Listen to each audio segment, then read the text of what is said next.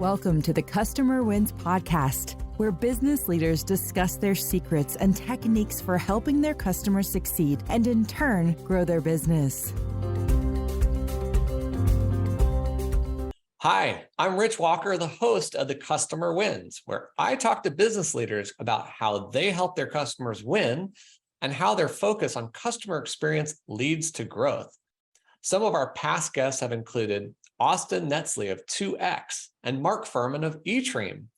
Today, I get to speak with Kara McKeage of Pepper's Personal Assistants. I can't wait to talk to her. I love personal assistants. Today's episode is brought to you by Quick, the leader in enterprise forms processing. When the last step to earning your client's business requires processing forms, don't ruin a good relationship with a bad experience. Instead, get Quick Forms to make processing forms a great experience and the easiest part of your transaction. Visit quickforms.com to get started. So before I introduce today's guest, I have to give a really big thank you to Katie Cronkite of Good Words. Go check out her website at goodwords.com to learn how to make documentation an integral part of an excellent customer experience. All right, on to my guest. My guest today is Kara McKeage, the visionary behind Pepper's Personal Assistants, which has transformed the way successful individuals manage their lives. As the founder of a premier sourcing and placement agency for highly vetted household assistants, Kara recognizes that support is not a luxury, but a necessity for successful people. Her mission extends beyond alleviating the mental load. It's about fostering an essential mindset shift. Initially establishing this venture in 2012 as a side hustle to balance income and family life while raising her own children, Kara's business has naturally flourished into a thriving team of 27 professionals. Kara, welcome to the Customer Wins. Hi, Rich. Thanks for having me. Really excited to chat with you. Well, now, look, if you haven't heard this podcast before, like I said, I talk with business leaders about what they're doing to help their customers win, how they built and deliver a great customer experience, and the challenges to growing their own company. Kara, I want to understand your business a little better. How does your company help people? So we give people back their time and most importantly, their headspace. Running a household, all of the things that go with it, most people don't enjoy. And so we find really great people to take care of those things, giving people back their time so that they can do the things that they enjoy, whether it's building a business or self-care or spending time with family, the stuff that is important to them. You know, I heard something really great the other day. It said, having one kid is like having one kid. Having two kids is like having 8 kids. Having 3 kids is like having 80,477 kids. So I can imagine the problem that you face raising your own kids and saying, how do I do this? So did you hire your own personal assistant at that moment? No, it took me a little while before I could afford my own assistant, but I do have my own assistant now, and it's a lifesaver for sure. It's so nice coming home and all the things are done and I can focus on my boys and the business. So definitely practice what I preach with it. Oh man, that sounds like a dream. I can't tell you how many times my wife and I vacuum the floors every day, like 3 or 4 or 5, 6 times, just depends. Because I have a 2-year-old, a 5-year-old, an 8-year-old. So we're in the midst of it, right? And my wife's launched a new business. I have a new product coming out. We're super, super busy. What is it you think most people are contacting you for? I mean, I can relate from the kid's standpoint, but what are the types of services people are really engaging you for? Yeah, usually people that contact us, they're overwhelmed, right? They feel like their to-do list is never ending. They can never get caught up. I would say task-wise, the most popular is probably laundry, especially if you have 3 children, I would imagine you have quite a bit of that. So it's just nice to come home, it's been done, it's put away, it's folded, hanging up, from start to finish. And then vendor management is very popular. Again, if you need the gutters cleaned or the windows washed, somebody else is taking on doing the research and getting the 3 bids and telling you which one they think is best. And you just say, yes, go schedule it. We're there on site, to help with it. And just kind of taking that mental load off of people is the big picture goal. So Do you also get into cooking? Yeah, that's definitely a popular one. Whether it's just kind of doing a little bit of meal prep or doing the grocery shopping, all the way to, doing the meal planning and cooking it so that it's ready to go, depending on what people's needs are. Man, so I already know I need you. I mean, the Yeah. whole vendor management thing, following up on warranty claims. I moved into a new house a few years ago. That was a whole lot of work, and getting things done. Yeah, that's a ton of effort that goes into it. And it's just, you work all day. You don't really want to spend your time on that. And you have to do it in the middle of the day, right? Yeah. So I'm curious, do people hire these assistants to come in for an hour a day, 8 hours a day? How do you kind of structure it? Yeah, I think it depends on the person's needs, but anywhere from like 15 to 25 hours is the range. You know, you could get somebody to come in for 5 hours a week and feel the impact for sure. But when you get more into the 15-20 hour, it's more the person's managing everything and it's off your plate. You're Yeah. not directing them. They've gotten to know you. They know when the filters need to be changed and the dog needs to go to the vet and all of those kind of things. Yeah. So the way I'm going to relate to this is we just enrolled our 2-year-old into daycare, and today is his first day. And so suddenly Oh, there's like 4 hours during the day that my wife can now go to her medical clinic and do things that she's doing to launch her business. And there's this time freedom that you're getting. So I think it's really clear that how you're helping your customers win is giving them their time back, yeah, and that challenge of just trying to keep up with it all. right. Um, so let's switch this over to customer experience then. Having somebody enter your house is challenging, right? So how do you ensure it's a great experience for your customers?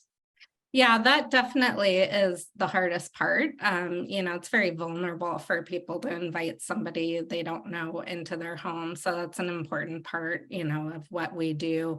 Doing the background check, and we do typically like 3 interviews, lots of different eyes on it to get different perspectives. And it really starts in the very beginning of talking to the client. And, we have very specific questions that we ask to make sure we get the right fit and understand their needs.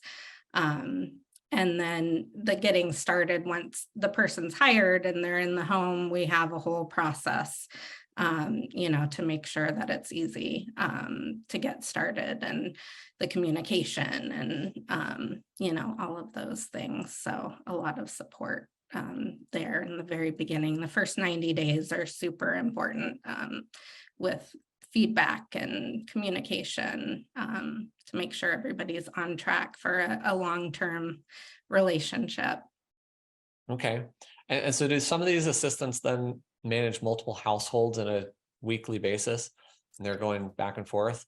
Yeah, typically, most of the people that are in this role are looking for part-time. A lot of times, they're moms, and so they're looking kind of for the mom hours, between 9 and 2. So it works out well for them just to have one client while they're balancing, their family life and everything too. So it's one of those win-win-wins that I always look for in life, where everybody's happy and getting their needs met. Okay. So I'm curious, do you have a specific process in which your assistants go through to conform to a certain type of outcome or experience?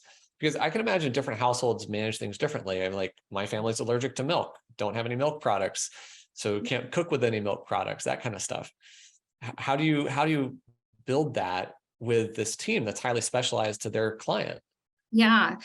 So we have something we call the Peppers Way. 11 years in business, we've learned a lot. And so there's certain things that are going to be the same for every client, communication being one of the biggest.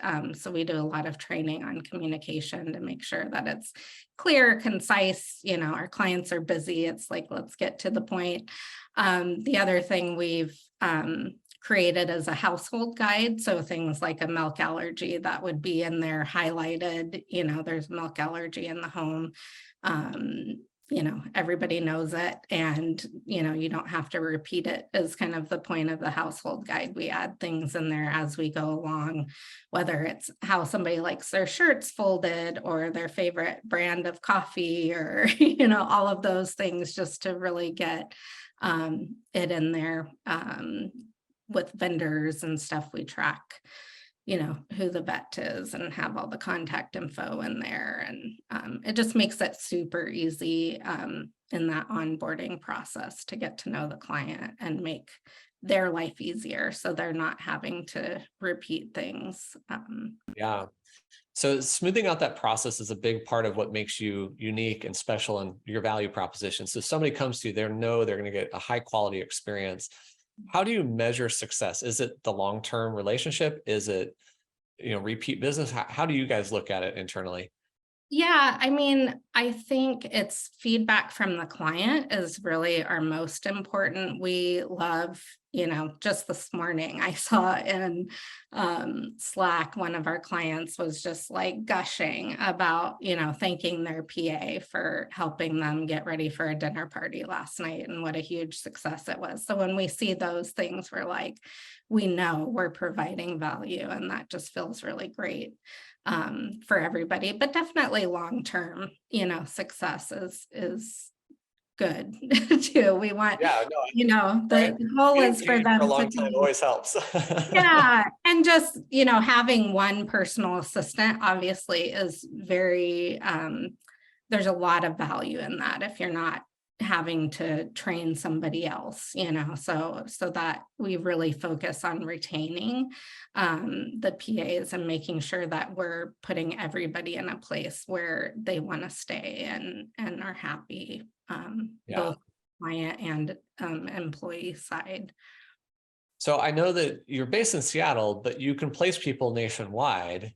How do you ensure that success with somebody who's remote from you? You don't get to interact with them personally up front and go to their client's household. How do you manage those types of, skills? Yeah, so the beginning part is really when the success happens. So we help with that getting started and the training of the PA. Like I said, the communication really is the most important value. So we have a lot of communication of like, this is how you send a message with bullet points, with action items, that sort of thing. And then training the client that, feedback is a gift. If you want to get to that place in 90 days where you really have the freedom to do the things you want to do, you have to give feedback, right? You have to have check-ins with your PA weekly, just to make sure they don't have any questions, they're not blocked on anything. A 15-minute meeting can make a huge difference in a long-term relationship, we found. So we highly encourage that. So yeah, I think we give like all the tools at the beginning, to help people be successful. And then, obviously we're available if they run into a problem and need to kind of chat through something or need some advice on how to handle, any roadblocks along the way. Kara, communication is one of my favorite topics because I feel as humans, we're always learning how to communicate better. At least we have that opportunity throughout our entire life. And I heard you say something that you teach them how to write bullet points and how to structure their communication. Yeah. Yeah, it's important because, if somebody's in your home for 5 to 8 hours in a day, you probably have a lot of updates, right? To tell them, here's what I got done. Here's, some vendors that I met with. I need you to reply so that I can get back to them before we lose, this bid or, things like that. So it can be quite a lengthy, message. And so using bullet points, saying at the top, here's the action items of what I need from you. And then the rest is just kind of FYI, right? So it's been very effective training, the PAs to do that. Otherwise, it's just kind of this big long blurb where the person's overwhelmed, looking at it. So like, what do you I need? really hope that everybody watching or listening is taking notes on this, because I get emails from people and it's this long thing and I don't want to read it. I just don't. It's Yeah. too much. And so I tend to write emails with short little snippets, lots of white space, bold headings, and action items in the first part of the email. So if I want them to schedule a meeting, I might say, yes, we can do that. Please schedule a meeting. And then I'll write more information, further description or details, and then I'll write out more below it. Because I really think about communication as an art form. Yeah. And so you're teaching them how to do this. You're helping them improve their lives beyond their work with you, which is incredible. Yeah. Yeah. It makes a huge difference. So let's switch gears a little bit then. One of my favorite topics is AI. So are you using AI in this process in any way? I mean, to help communicate? Yeah.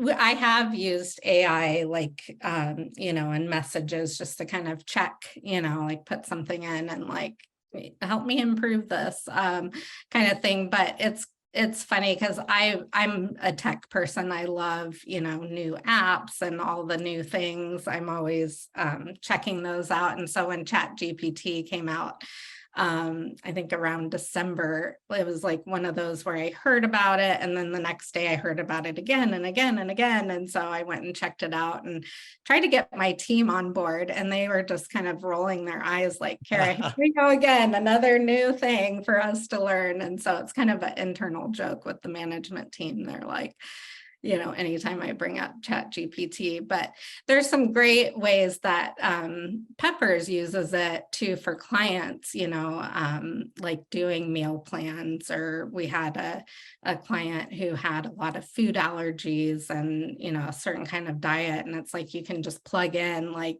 give me some recipes, with these parameters, and then, give me a shopping list. And, it saves a ton of time, which is always great too. So there's a lot of, I'm always kind of paying attention to like, oh, what else can we do with this? I love that attitude. I love that you're looking at it from that perspective, because I would wonder if you save your personal assistant time in a household, if they could save an hour, does that save the client an hour of not paying? I mean, are you losing money in a way?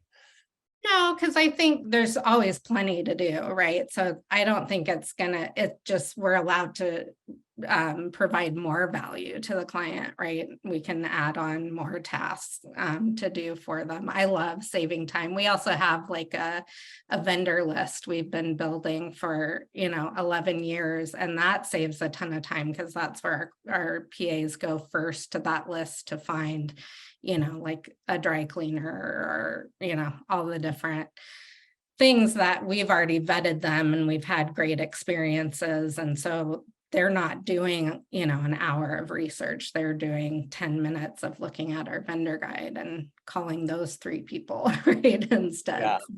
So we're all about like efficiency and saving time so that we can provide more. I think that's a great way to do it. No, I love that mindset because it's not a scarcity mentality. No. And I think a lot of people have AI in their crosshairs as it's going to create scarcity for them. Like they'll have less work I can do for my clients, less billable work, or I can sell less product. I mean, think about my business in forms. If AI can help people fill out forms, do they still need me?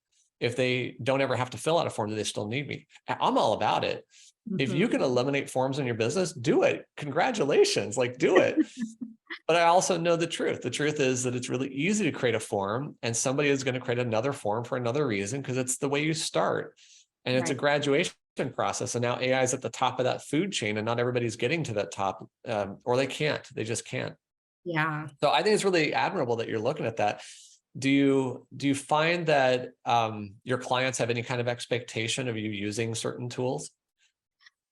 No, it's interesting because we started using Slack back in, I think, 2017 or 18, and nobody had heard of it. And it was a super hard transition for both employees and clients where they're just so resistant to it. And it's fun now in 2023. People are like, oh yeah, I use Slack at work, totally fine. But it's such a great tool. I think, there's not a whole lot of tools. Like some people use Trello or ClickUp or I forget the name of the other one. that's similar to that, so we try to get them to use our tools because, that's what our PAs are trained on.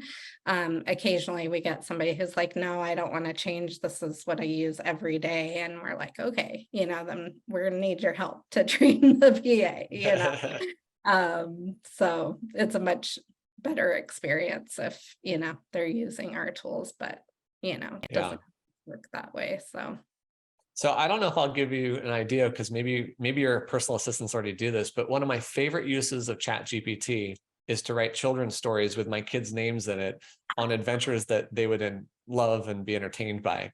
That's amazing. I love that. Maybe your PAs could, take the kids in their household and say, hey, I left you a story to read for them for bedtime. I'm going to tell them about that. I will post that idea in Slack for sure. Because yeah, we have the one thing that I love too about our PAs is they become a part of the family. And so like there was one time it was I think she was around 6 years old. It was her birthday, and the PA set up like a tea party with all her animals in her room when she came home from school. And so it was just really fun. Like the client was thrilled, with that kind of stuff. So that's a great idea. Definitely. No, that's awesome. Do you do anything special to onboard a client? Do you treat them special in some way? I don't know, gift basket or just anything, or is it just everybody's treated the same throughout the process? I'm just curious. Yeah, we don't do anything like that. We send a handwritten thank you letter. It's kind of our special thing. Most of our clients are high net worth, and they don't really want, it's hard to find something that they need or would enjoy, that they wouldn't get themselves. So in the past we've done some things, but occasionally we'll send flowers or something if we know they like flowers. To celebrate something or I find, I like the idea of gifts, but I find the same thing you have. Like, it doesn't always work.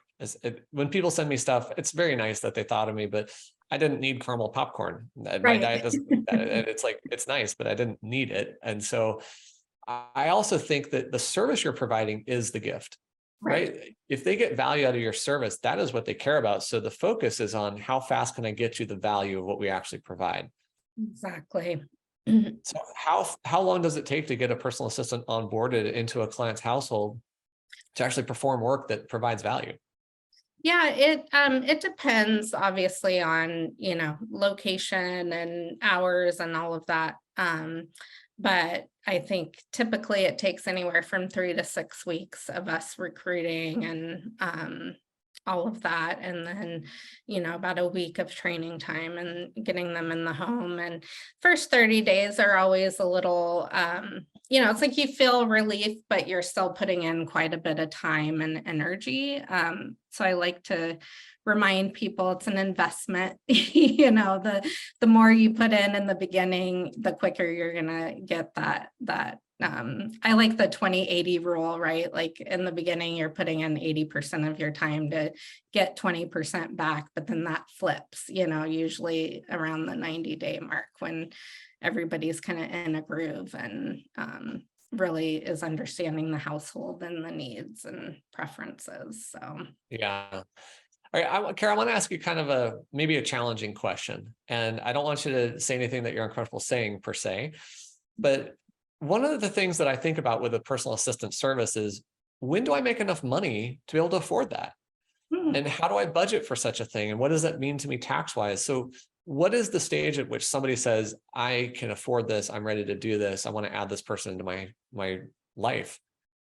Yeah, I think it's a different answer for, different people. It's kind of, what do you value? Some people are really great at outsourcing and seeing the value of, like, if I can pay somebody $50 an hour and I'm making, 100, like, it's worth it, right?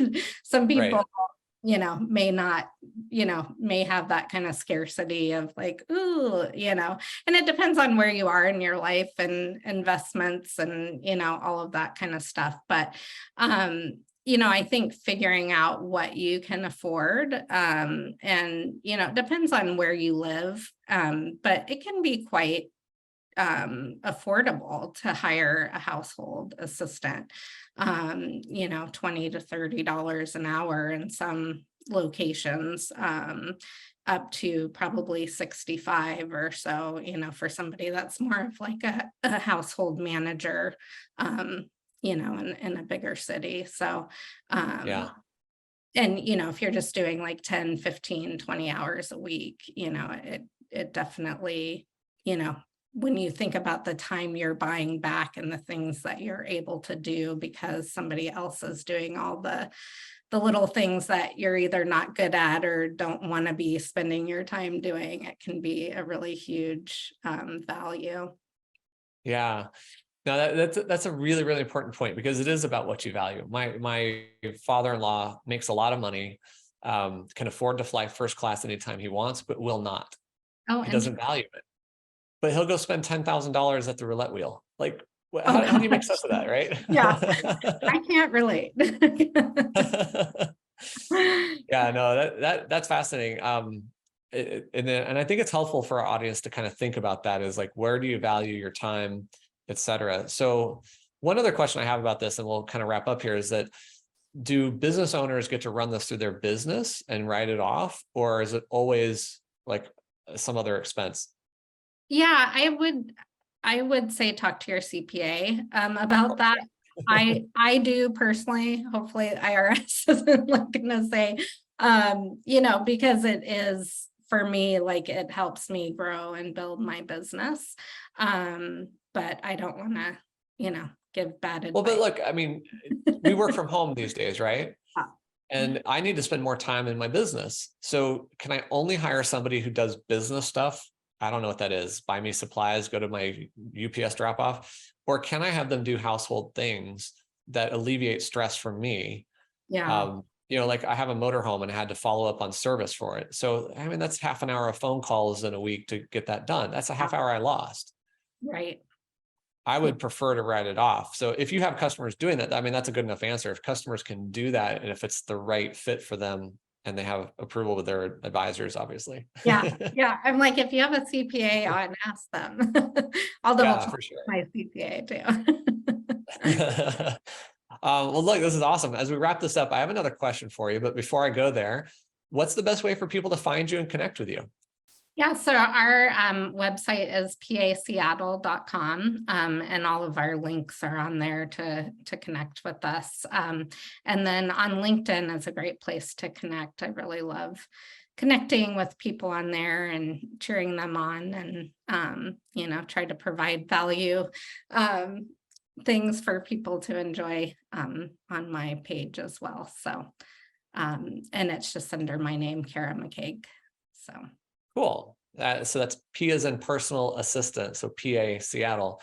But if you type in Pepper's personal assistant, you come up very, very fast. Yeah. Awesome. Okay. So here's my last question. Who has had the biggest impact on your leadership style or how you approach your role? Yeah, so about 5 years into business, I realized I need to make this a real business, not just a side hustle. And so I joined a like a mastermind coaching group. It was through BizChicks. And so Shelley Warren was one of the coaches, and she just was really great at teaching me to be direct with people. I always had that kind of wanting to be nice, syndrome. And so she was really great at kind of showing it's kind to be direct to people and to give them that feedback. And I think it not only helped me as a leader, but it's helped me coach our clients that, we need that feedback, even the little things. People want to do a good job and they want to support their clients. And so they want to know what's going to make their life better. And so I think it's just had a ripple effect through, my employees and my clients, which has been really great. I love that. I'm so glad I asked this question, because you're also talking about a communication skill, the ability to be direct. One of the things I like to tell people is it's very, very hard to offend me. I don't assume you're trying to offend me, even if you say something that comes out that way. And if you are offending me, we have a different problem, right? You don't like me. You're trying to hurt me or something. So therefore, I can take the feedback. Give me the direct feedback. Let's have a real conversation about what needs to be improved. Yeah.